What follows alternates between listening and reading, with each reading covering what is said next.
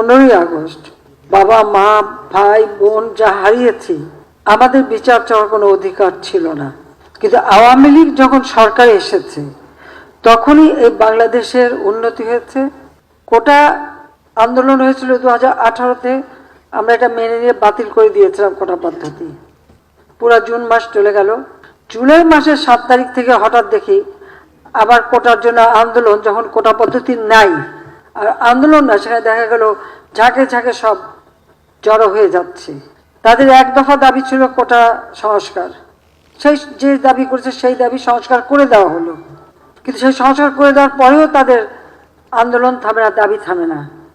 আন্দোলন কোটা আন্দোলন করছে এক জায়গায়, কিন্তু চারিদিক থেকে ঢাকার সেখানে সেই জঙ্গি ঝুঁকে একদিকে হত্যাকাণ্ড চালানো, অপরদিকে যে সমস্ত প্রতিষ্ঠানগুলি মানুষের সেবা দেয়, যেমন দুর্যোগ মোকাবেলায়, সেখানে অগ্নিসংযোগ, বাংলাদেশ টেলিভিশন সেখানে অগ্নিসংযোগ, সেই সেতু ভবনে অগ্নিসংযোগ, ডাটা সেন্টার, বিটিআরসি ভবন যেখান থেকে পুরো ডিজিটাল সিস্টেমটা সারা বাংলাদেশে পরিচালনা করা হয়, স্যাটেলাইট থেকে যেখানে সমস্ত কিছু নিয়ন্ত্রণ করা হয়, সেটাকে আগুন দেওয়া হলো।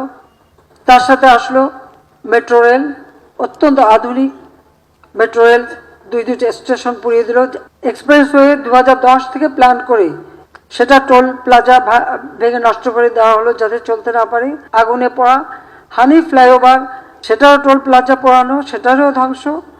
অর্থাৎ আপনারা একটা জিনিস লক্ষ্য করেন যে ঠিক মানুষের সেবা দেওয়ার জন্য যে কাজগুলি, সেই জায়গাগুলিতেই কিন্তু আঘাতটা হানা হয়েছে।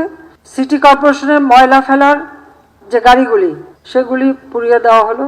আজকে কত মানুষের জীবন গেছে। আর সেই সাথে সাথে পুলিশ হত্যা করে, শুধু হত্যা না, কিরকম বিভৎস দৃশ্য আপনারা দেখেন যে হত্যা করে তাকে ঝুলিয়ে রাখা হলো, পা বেঁধে উপর দিকে মাথা নিচু করে। তো পুলিশের উপরে আক্রমণ, কত গাড়ি পুড়িয়ে দেওয়া হয়েছে। র্যাবের গাড়ি চালাচ্ছে তাকে যেভাবে মারা, বাড়ি বাড়ি ঢুকে ঢুকে কোথায় পুলিশ আছে পুলিশকে মারতে হবে, আর আওয়ামী লীগ কোথায় থাকে তাকে মারো। মসজিদে ঢুকে মসজিদের মাইক ব্যবহার করে মিথ্যা অপবাদ দিয়ে মানুষ ডেকে নিয়ে এসে তারপরে এই নারকীয় কাণ্ড চালানো হয়েছে। এবং এ পর্যন্ত অনেকগুলি মৃত্যুর খবর আপনারা পেয়েছেন। বাংলাদেশে আসার পর থেকে আর 75-এর পর থেকে তো আমরা শুধু লাশের মিছিলই পাচ্ছি, দেখছি। এবারেও প্রায় 200-এর উপর মানুষ মারা গেল। দোতলা বাড়ির মধ্যে জানলার কাছে ছেলেটা, তার গুলি লেগেছে, বলে হেলিকপ্টার থেকে গুলি লেগেছে। আপনারা বলেন হেলিকপ্টারের গুলি ঘরের মধ্যে ঢুকবে কিভাবে? আর সেই গুলি ঢুকে কিন্তু দেওয়ালের যে ফুটো করে দিয়েছে। সেখানে তদন্তের জন্য লোক গেছে, তারা দেখে তাহলে সেখানে হেলিকপ্টার দিয়ে গুলি করলো কিভাবে? যখন পুলিশ আটকা পড়লে, যখন বিটিভিতে এখানে আগুন দিচ্ছে একটার পর একটা, আমরা হেলিকপ্টার থেকে সেখানে পানি দিয়ে আগুন নেভাবার চেষ্টা করছি, কারণ ফায়ার ব্রিগেড যেতে পারে না। আমার সব থেকে আধুনিক ফায়ার ব্রিগেডের যে গাড়িগুলি সব পুড়িয়ে দিয়েছে, মানুষগুলিকে মেরে তাড়িয়ে দিয়েছে।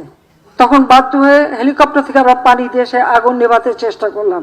সেই সময় আবার অনেক জায়গায় পুলিশ আটকা পড়লো, তার নিচে আগুন দিয়ে দিয়েছে, পুলিশ উপরে ছাদে বসে আছে, খবর দিল, আমরা হেলিকপ্টার দিয়ে তাদের উদ্ধার করলাম। শুধু পুলিশ কেন, অনেক জায়গায় বিভিন্ন বিল্ডিংয়ে যে সমস্ত কর্মকর্তারা আটকা পড়েছে, আমরা হেলিকপ্টার দিয়ে দিয়ে তাদেরকে উদ্ধার করেছি। একটা জিনিস গেলে আবার গড়ে তোলা যায়, কিন্তু একটা জীবন গেলে, প্রাণ গেলে তো আর ফিরে পাওয়া যায় না। আর যারা আপনজন হারিয়েছে, যে মা তার সন্তান হারিয়েছে, যে সন্তান যার বাবা হারিয়েছে, তাদের কষ্ট আর কেউ না বুঝুক, আমি তো বুঝি। কারণ আজকে এই আগস্ট মাস, আমি তো সেই বাবা মা ভাই সব হারিয়ে সেই ব্যথা বেদনা কষ্ট নিয়েই এই বাংলাদেশে ফিরে এসেছিলাম। নিজে ছোট ছোট বাচ্চাদের মাতৃস্নেহ বঞ্চিত করে কেন? বাংলাদেশের মানুষের জন্য, যে এই দেশের মানুষের সুন্দর জীবন পাবে, উন্নত জীবন পাবে। এই যে এতদিন এত শ্রম দিলাম কষ্ট দিয়ে, নিজের দিকে তো তাকাইনি, নিজের ছেলেমেয়ের জন্য কিছু করিনি।